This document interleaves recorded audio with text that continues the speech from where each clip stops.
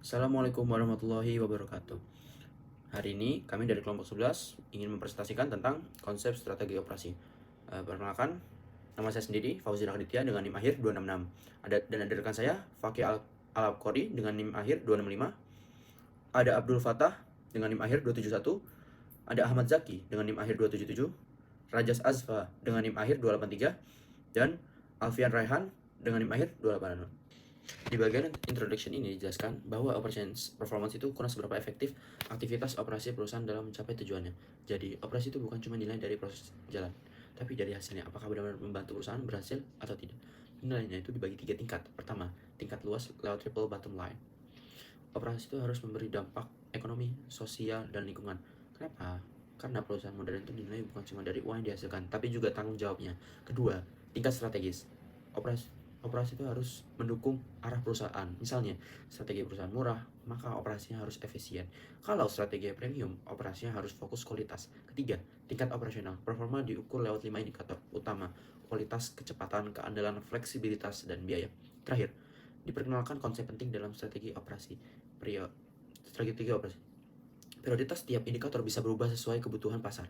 Antara indikator bisa saling bertukar, dan perusahaan bisa unggul dengan fokus pada beberapa indikator tertentu saja. Intinya, operasi yang baik itu bukan yang paling sempurna, tapi yang paling sesuai dengan tujuan dan kondisi perusahaan. Lanjut di materi selanjutnya, operations performance can make or break any organization. Nah, bagian pertama intinya bilang kalau misalkan operations performance bisa bikin perusahaan sukses atau gagal.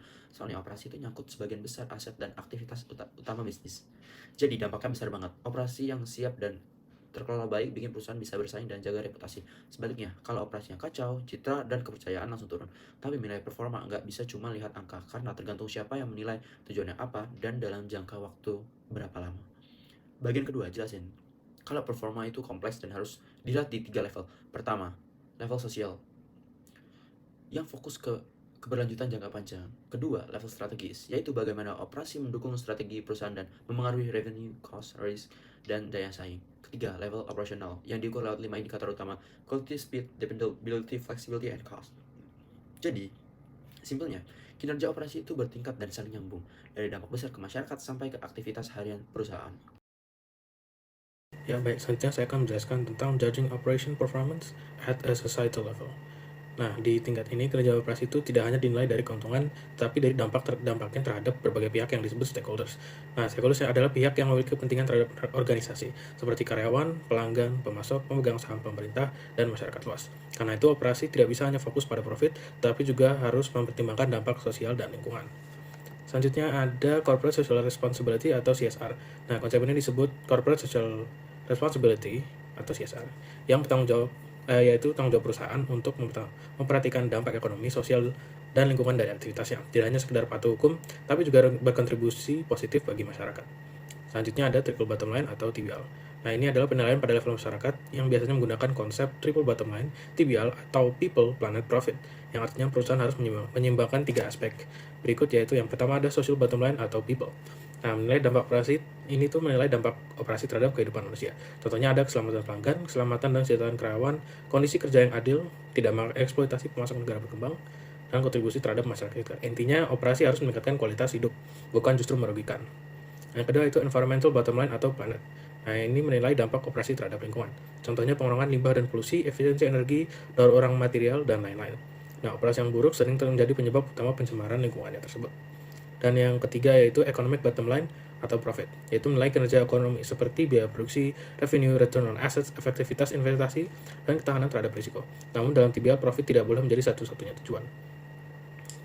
Selanjutnya yaitu saya akan menjelaskan judging operation performance at a strategic level. Nah, pada tingkat ini operasi dinilai berdasarkan kontribusinya terhadap strategi dan posisi ekonomi perusahaan. Ada 5 dampak strategis utama, yaitu operation affects cost atau biaya. Hampir semua aktivitas operasi mempengaruhi biaya produksi. Semakin efisien itu seperti penggunaan bahan baku, tenaga kerja, mesin, dan proses produksi. Nah, semakin ada biaya itu semakin kompetitif perusahaan tersebut.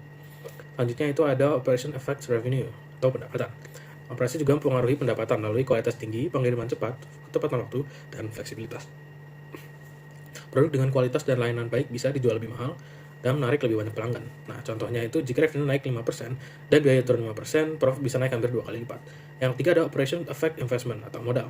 Jika operasi lebih efisien, bisa produksi lebih banyak tanpa tamdusin dan bisa mengurangi kebutuhan investasi. Artinya penggunaan modal menjadi lebih efektif. Yang keempat, ada operation effect risk atau risiko itu sendiri. Nah, operasi yang dirancang dengan baik, pastinya lebih stabil, tidak sering gagal, dan lebih cepat pulih jika terjadi masalah. Ini disebut resilience. Semakin kecil risiko, menjadi semakin aman posisi perusahaan tersebut. Dan yang kelima, ada operation build future capabilities. Nah, operasi ini bukan hanya soal hari ini, tapi dari pengalaman menjalankan proses, perusahaan membangun pengetahuan, keahlian, dan kapabilitas. Nilai yang menjadi dasar inovasi di masa depan. Yang pertama ada judging operations performance at an operational level. Menjalankan operasi sehari-hari itu membutuhkan serangkaian tujuan yang lebih terdefinisi secara ketat dibandingkan dengan tingkat sosial. Terdapat 5 tujuan dari kinerja generik. Yang pertama ada quality, yang berfokus pada spesifikasi produk atau layanan. Terdapat 2 konsep penting dalam quality itu sendiri, yaitu ada kualitas spesifikasi yang mencakup dimensi keras seperti performa produk itu sendiri, dan juga ada dimensi lunak, yaitu seperti keramahan atau friendliness dari produk itu. Serta yang kedua ada kualitas kesesuaian atau conformance quality yang merupakan kemampuan operasi untuk menghasilkan barang sesuai spesifikasi yang secara konsisten. Lalu yang kedua ada speed, yaitu menunjukkan waktu yang berlalu antara awal proses operasi hingga akhir. Dari sudut pandang strategi, hal ini biasanya diukur dari saat pelanggan meminta produk hingga mereka menerimanya. Lalu yang ketiga ada keandalan atau dependability, yaitu penempatan janji, pengiriman atau menghormati waktu pengiriman yang diberikan kepada pelanggan. Keandalan yang buruk sering kali disebabkan oleh respons internal yang lambat dan kompleksitas dari proses tersebut. Lalu yang keempat ada fleksibilitas. Fleksibilitas di sini memiliki 2 arti, yaitu ada fleksibilitas rentang yang merupakan kemampuan untuk melakukan berbagai hal yang berbeda seperti variasi dari produk ataupun tingkat output. Lalu ada fleksibilitas respons, yaitu kecepatan dan kemudahan dalam berpindah dari satu keadaan ke keadaan yang lain. Yang kelima ada biaya atau cost, yang merupakan tujuan yang paling penting bagi perusahaan yang bersaing langsung pada harga. Biaya mencakup pengeluaran operasional seperti tenaga kerja dan juga bahan baku, lalu pengeluaran modal seperti fasilitas dan mesin, dan juga modal kerja. Lalu selanjutnya ada the relative importance of performance objective changes over time. Jadi prioritas tujuan kinerja itu tidak tetap, tetapi mereka berubah seiring berubahnya dinamika pasar dan juga perkembangan kemampuan sumber daya. Yang pertama ada faktor pemenang pesanan dan kualifikasi.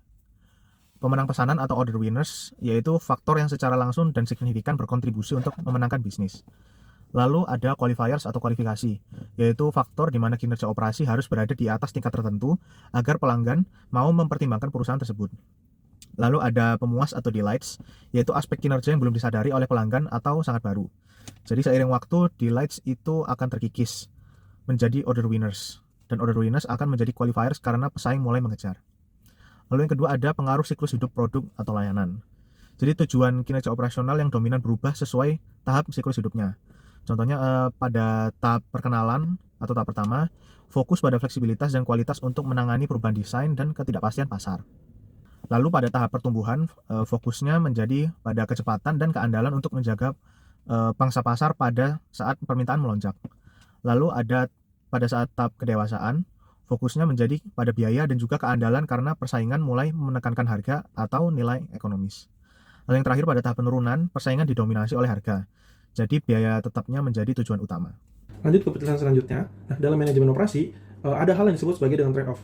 Atau logika lama sederhananya adalah, jika perusahaan kita ingin memproduksi produk kualitas tinggi, biayanya pasti akan mahal. Jika ingin cepat, mungkin kualitas harus dikorbankan. Namun, muncullah suatu pertanyaan gitu. Di bab 2 di buku yang dibahas ini, ada pertanyaan, apakah trade-off itu inevitable? Apakah pengorbanan ini tak terelakkan? Atau bisakah perusahaan menjadi hebat dalam segala hal sekaligus? Jawabannya adalah ya dan tidak. Secara tradisional, manajer harus memilih. Kita tidak bisa memilih menjadi Ferrari dan Toyota Avanza di pabrik yang sama. Itu menjadi suatu hal yang tidak efisien. Namun, teori modern mengenalkan konsep efisiensi frontier, di mana jika operasi perusahaan Anda masih buruk, atau perusahaan kita masih buruk, kita tidak perlu trade-off. Kita bisa memangkas biaya sekaligus, meningkatkan kualitas hanya dengan memperbaiki inefisiensi. Perusahaan kelas dunia tidak sekadar memilih trade-off. Mereka mengubah permainannya. Mereka berinovasi teknologi atau proses hingga batasan itu bergeser. Jadi, trade-off itu ada, tapi batasannya bisa kita dobrak melalui inovasi. Nah, meskipun kita bisa berinovasi, kita tetap tidak bisa melayani semua orang. Disinilah masuk konsep kedua, yaitu targeting and operation focus. Strategi operasi yang hebat dimulai dari pemahaman pasar. Apa yang dipentingkan oleh target pasar kita? Apakah mereka cari murahnya atau cari variasinya? Konsep operation focus mengajarkan bahwa operasi yang fokus pada satu tujuan utama akan selalu mengalahkan operasi yang mencoba melakukan segalanya tapi setengah-setengah. Jika target pasar kita, perusahaan kita itu butuh kecepatan, contohnya seperti perusahaan fast food, maka desain operasi kita atau perusahaan kita ini mulai dari mesin, staff, hingga tata letak harus obsesif pada kecepatan. Jangan campur aduk dengan proses yang butuh kustomisasi rumit. Kita harus lebih fokus pada menciptakan keunggulan. Jadi apa intinya? Pertama, jangan jadikan trade-off sebagai alasan untuk menerima kinerja buruk. Dorong batas efisiensi perusahaan kita. Kedua, beranilah untuk fokus. Tentukan target pasar dan bangun operasi yang spesifik untuk melayani mereka lebih daripada pesaing. Karena dalam strategi operasi, memilih apa yang tidak akan kita lakukan sama pentingnya dengan memilih apa yang akan kita lakukan. Sekian dari saya, lanjut ke penjelasan selanjutnya. Oke, di sini saya akan menjelaskan untuk yang pertama, summary answer to key question. Jadi bagian ini menegaskan bahwa kinerja operasi merupakan faktor strategis yang dapat menentukan keberhasilan organisasi. Jadi operasi dinilai pada 3 level, yaitu sosial, strategis, dan operasional. Selain itu terdapat 5 tujuan utama kinerja operasi, yaitu kualitas, kecepatan, keandalan, fleksibilitas, dan biaya yang harus diprioritaskan sesuai strategi organisasi. Jadi di sini ada konsep qualifiers, order winners, dan delight, menunjukkan bagaimana operasi berperan dalam persaingan. Namun keunggulan ini bersifat sementara sehingga operasi perlu terus membangun kapabilitasnya. Trade-off antar tujuan kinerja sering terjadi dalam jangka pendek, tapi dapat dikurangi dalam jangka panjang melalui pembelajaran investasi. Untuk yang kedua ada footer reading. Jadi bagian ini menyediakan referensi tambahan untuk memperdalam pemahaman tentang kinerja operasi, terutama terkait pengukuran kinerja dan trade-off. Tujuannya adalah memperluas wawasan akademik dan mendukung analisis lebih lanjut. Untuk yang ketiga ada notes on the chapter. Jadi bagian ini berisi tentang catatan konseptual yang menjelaskan dasar teori dan kompleksitas penilaian kinerja operasi. Jadi penulis menekankan bahwa kinerja operasi bersifat multidimensi dan sangat bergantung pada konteks organisasi. Jadi secara keseluruhan, bagian penutup chapter 2 menegaskan bahwa operation performance merupakan inti dari operation strategi yang dan harus dikelola secara fokus, dinamis, dan berkelanjutan. Lalu pada kesempatan kali ini saya akan membahas case yang berjudul Aztec Component Supplies karya Nigel Slack. Jadi Aztec ini adalah perusahaan plastik injection molding sudah beroperasi selama 20 tahun. Mereka memiliki keunggulan dalam memproduksi komponen plastik berukuran besar dengan tingkat presisi dan kualitas tinggi seperti casing luar vakum cleaner. Awalnya, Aztec memiliki sekitar 12 pelanggan yang menyumbang 80% dari total penjualan. Namun seiring waktu, jumlah pelanggan utama berkurang menjadi hanya 3, dan saat ini lebih dari 90% penjualan mereka bergantung pada 3 pelanggan tersebut. Bahkan satu pelanggan terbesar yaitu Desron Corporation menyumbang sekitar 65% dari total output Aztec. Masalah muncul ketika Desron menawarkan kontrak sebagai sole supplier selama 3 tahun. Dalam kontrak tersebut, volume produksi dan akan meningkat sekitar 5% dari total penjualan saat ini, dan berpotensi 2 kali lipat dalam 5 tahun. Namun ada beberapa syarat yang cukup berat. Yang pertama, variasi produk akan meningkat sekitar 40%, sehingga kompleksitas operasional juga meningkat. Yang kedua, harga akan diturunkan sebesar 5% setiap tahun setelah tahun pertama. Artinya, Aztec harus mampu menurunkan biaya produksi minimal 5% per tahun. Sementara selama ini mereka hanya mampu melakukan efisiensi sebesar 2-3% per tahun. Selain itu, Aztec harus membeli mesin baru dan mengganti sistem ERP mereka agar sesuai dengan sistem Desron. Bahkan Desron ingin menempatkan tim quality dan production planning mereka langsung di pabrik Aztec. Hal ini menimbulkan kekhawatiran terkait independensi dan kontrol manajemen. Dilema utama yang dihadapi Aztec adalah apakah mereka harus menerima kontrak ini demi pertumbuhan volume dan potensi keuntungan yang lebih besar, atau menolaknya untuk menjaga kemandirian dan mengurangi risiko ketergantungan pada satu pelanggan besar. Jika menerima, mereka mendapatkan peluang pertumbuhan dan integrasi supply chain yang lebih kuat. Namun risikonya adalah ketergantungan tinggi, tekanan efisiensi yang besar, serta kemungkinan kehilangan pelanggan lain. Jika menolak, mereka tetap independen tetapi berisiko, menghilangkan peluang ekspansi, bahkan mungkin kehilangan Desron sebagai pelanggan utama.